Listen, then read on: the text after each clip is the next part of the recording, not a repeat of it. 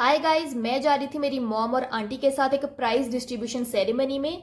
Basically उन बच्चों को दिया जा रहा था जिन्होंने 10th और 12th में हमारे सेक्टर के बच्चों ने जिन्होंने अच्छा स्कोर लिया था। तो एक सॉर्ट ऑफ मोटिवेशन के तौर पर इस इवेंट को ऑर्गेनाइज किया गया था।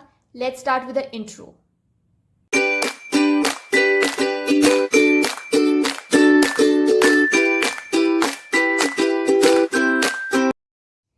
प्रोग्राम था हमारे सेक्टर के मंदिर में, लेकिन मैं एक्साइटेड थी मिलने के लिए गेस्ट ऑफ ऑनर को, जिनका नाम है स्वामी डॉक्टर अमृता दीदी जी, जो पंजाब यूनिवर्सिटी से एक पीएचडी होल्डर हैं।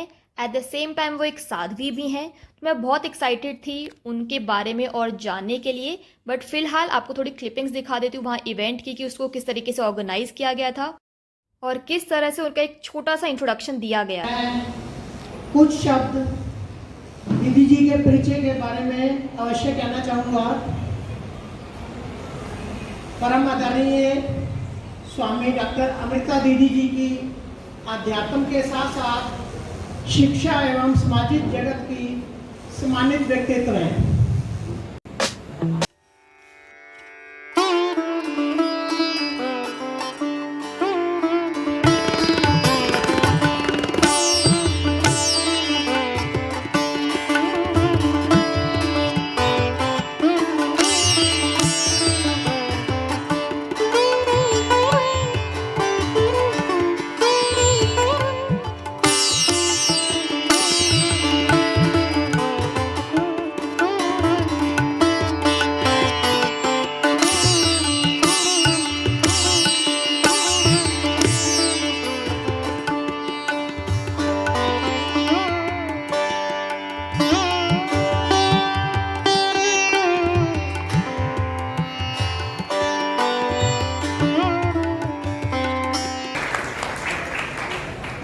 नंबर 3, हम भारत भव्य बनाएंगे।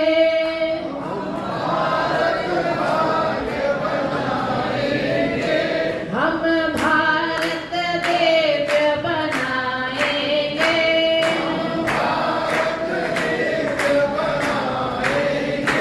हम हिंदू राष्ट्र बनाएंगे।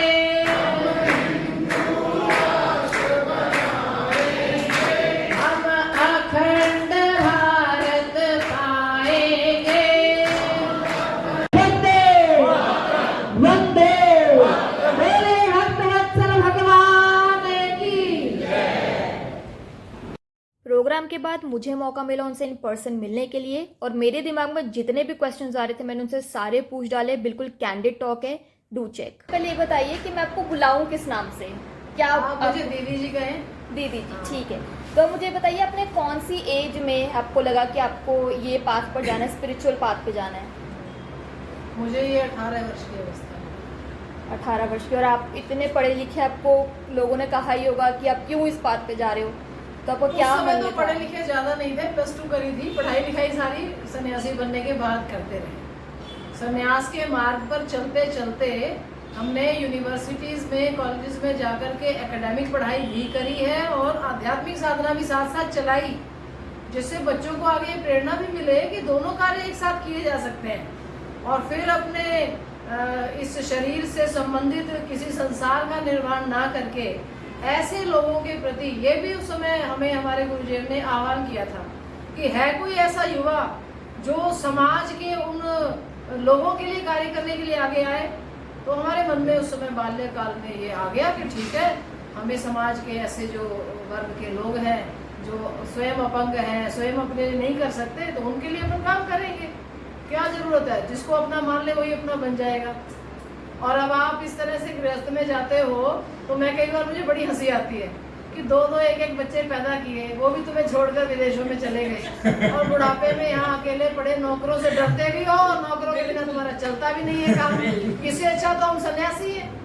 एक आवाज लगाएंगे तो मेरे इस समय 3000 विद्यार्थी, 2500 बच्चे बेटियां और लगभग 300 बेटे हैं। जरा सा पता चल जाए तो रात में आके खड़े हो जाएंगे।